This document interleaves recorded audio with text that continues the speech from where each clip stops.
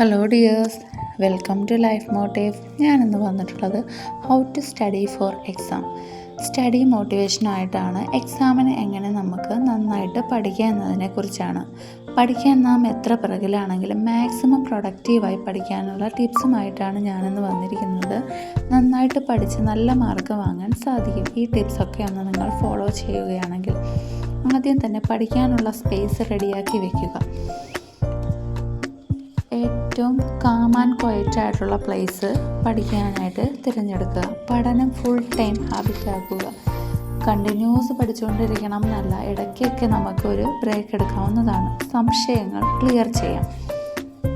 നമുക്കുണ്ടാവുന്ന ഡൗട്ട്സും കാര്യങ്ങളുമൊക്കെ ഗൂഗിളിൽ സെർച്ച് ചെയ്തോ അല്ലെങ്കിൽ ഏതെങ്കിലും ടീച്ചേഴ്സിനോട് ചോദിച്ചോ നമുക്കിതെല്ലാം ക്ലിയർ ചെയ്യാവുന്നതാണ്.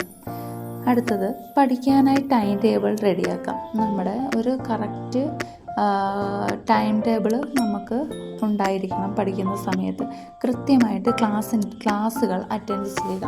നമ്മൾ കറക്റ്റായിട്ട് ക്ലാസ്സുകൾ അറ്റൻഡ് ചെയ്യുക, ആബ്സെൻ്റ് ആവാതിരിക്കുക. നമുക്ക് നോട്ട്സൊക്കെ കിട്ടിയാലും നമ്മൾ വീട്ടിൽ ക്ലാസ്സിൽ ശ്രദ്ധിച്ചിരിക്കുന്നത് പോലെ നമുക്ക് നോട്ട്സ് കിട്ടിയതുകൊണ്ട് മാത്രം പഠിക്കാൻ സാധിക്കുകയില്ല.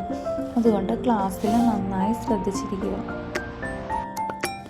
ഒരു സബ്ജക്റ്റിൽ തന്നെ കോൺസെൻട്രേറ്റ് ചെയ്യുക. ഒരു സമയത്ത് ഒരു സബ്ജക്റ്റിൽ തന്നെ കോൺസെൻട്രേറ്റ് ചെയ്യുക. അടുത്തത്, എക്സാമിന് മുന്നേ ടെക്സ്റ്റും നോട്ട്സും എല്ലാം കംപ്ലീറ്റ് ചെയ്യുക. ഈ നിമിഷം തന്നെ തുടങ്ങുക. നിങ്ങൾക്ക് പഠിക്കാൻ തോന്നി ആ നിമിഷം തന്നെ തുടങ്ങുക. നിങ്ങൾ എന്തെങ്കിലും ഫിയറോ അങ്ങനെയുള്ള സംഭവങ്ങളുണ്ടെങ്കിൽ അതെല്ലാം മാറ്റി വയ്ക്കുക. സിമ്പിൾ നോട്ട്സ് ആദ്യം പഠിക്കുക. അതിൽ ഇൻട്രസ്റ്റ് വരും. സിമ്പിൾ നോട്ട്സ് ആദ്യം പഠിക്കുന്ന സമയത്ത് നമുക്ക് അതിലൊരു ഇൻട്രസ്റ്റ് ഉണ്ടാകും. ഉറക്കെ വായിച്ച് പഠിക്കാനാണ് ഇഷ്ടമെങ്കിൽ ആ രീതിയിൽ പഠിക്കുക. അല്ലെങ്കിൽ സൈലൻ്റ് ആയിരുന്നു വായിച്ച് പഠിക്കാനാണെങ്കിൽ ഇഷ്ടമെങ്കിൽ ആ രീതിയിൽ ചെയ്യാവുന്നതാണ്. അടുത്തതായി, അലാറം സെറ്റ് ചെയ്ത് പഠിക്കാം.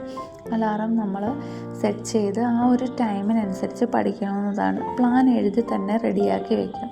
നമുക്ക് പഠിക്കാനുള്ള ഓരോ സബ്ജക്റ്റിൻ്റെയും പ്ലാൻ അപ്പോഴേ തന്നെ നമുക്ക് റെഡിയാക്കി വയ്ക്കാം.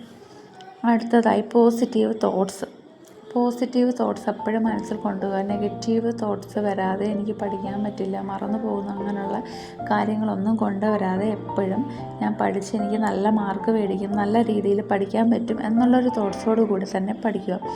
അടുത്തത്, ഹെൽത്തിയായി ഫുഡ് കഴിക്കുക. നമ്മുടെ ഫുഡിന് ഏറ്റവും വളരെ ഇമ്പോർട്ടൻസ് ആണ്. നട്ട്സ് പോലുള്ള ഐറ്റംസ് കൂടുതൽ നമ്മുടെ ഫുഡിൽ ഉൾപ്പെടുത്തുന്നത് നന്നായിരിക്കും പഠിക്കുന്ന സമയത്ത്. അതുപോലെ തന്നെ ഓർത്ത് പഠിക്കാനുള്ള സെൻറ്റൻസൊക്കെ ഉറക്കെ നമുക്ക് വായിക്കാം. പിന്നെ ഏറ്റവും പ്രധാനപ്പെട്ട ഒന്നാണ് ഹാൻഡ് റൈറ്റിംഗ് എന്ന് പറയുന്നത്. ഏറ്റവും നന്നായി തന്നെ ഹാൻഡ് റൈറ്റിംഗ് എഴുതി നമ്മൾ പഠിക്കുക. പേപ്പർ വാല്യൂ ചെയ്യുന്നവർ ഏറ്റവും കൂടുതൽ ഹാൻഡ് റൈറ്റിങ്ങിൽ ഇമ്പോർട്ടൻസ് നൽകുന്നതാണ്. അപ്പോൾ അത് നമ്മൾ കറക്റ്റായിട്ട് ചെയ്യുക. അപ്പോൾ ഇതുപോലുള്ള കുറേ ടിപ്സൊക്കെ ഫോളോ ചെയ്യുന്ന സമയത്ത് നമുക്ക് എക്സാം ഈസി ആയിട്ട് മാറുന്നതായിട്ട് നമുക്ക് തോന്നും.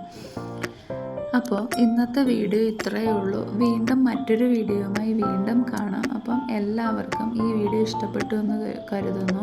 നിങ്ങൾക്ക് ഇഷ്ടപ്പെടുവാണെങ്കിൽ ലൈക്ക്, സബ്സ്ക്രൈബ്, അതുപോലെ തന്നെ എന്തെങ്കിലും കമൻറ്റ് നിങ്ങൾക്ക് ചെയ്യാനുണ്ടെങ്കിൽ ആ കമൻറ്റ് ഇതിനടിയിൽ രേഖപ്പെടുത്തുക.